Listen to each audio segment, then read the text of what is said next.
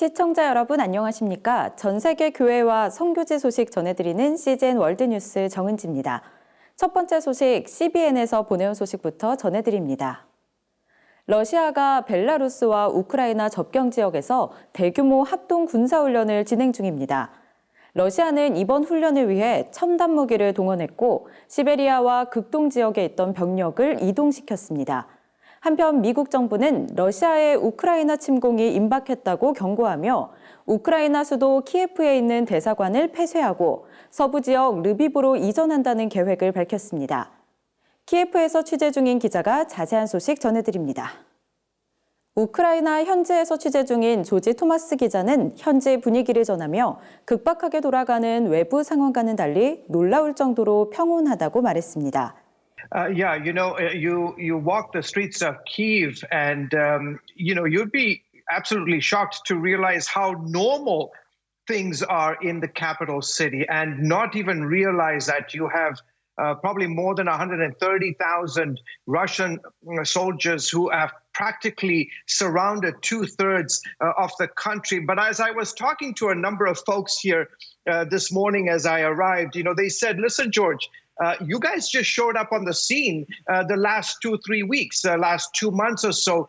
We've been living in a state of war for the last 8 years, since 2014, specifically in the eastern part of the country, in the provinces of Luhansk and Donbass. So they say, listen, we're used to this. But what is absolutely different than what was happening in 2014, Wendy, is that you have this massive deployment of not just troops, but as you mentioned, missiles and other very heavy equipment all along Ukraine's northern, south, and southeastern borders. So it's a very, very different dynamic. The president of Ukraine, President Zelensky, has really this last month and a half really taken a very calm and measured approach, telling people not to panic, that there is dialogue going on behind the scenes, and that peace is a possibility, that he did not want to escalate things. So clearly it's a very different environment and feeling here in the capital. 현재 미국 정부는 우크라이나에 있는 미국인들에게 나라 밖으로 철수할 것을 거듭 권하고 있습니다.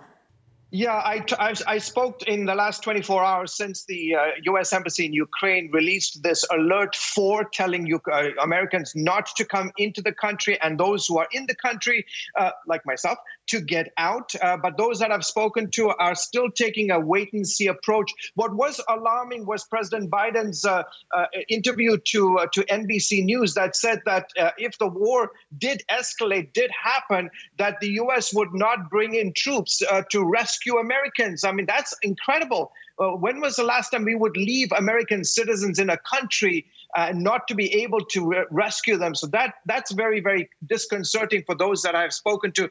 But when I came into the airport, when I came to the country, in fact, the plane I took in from Amsterdam was jam-packed and the airport was full.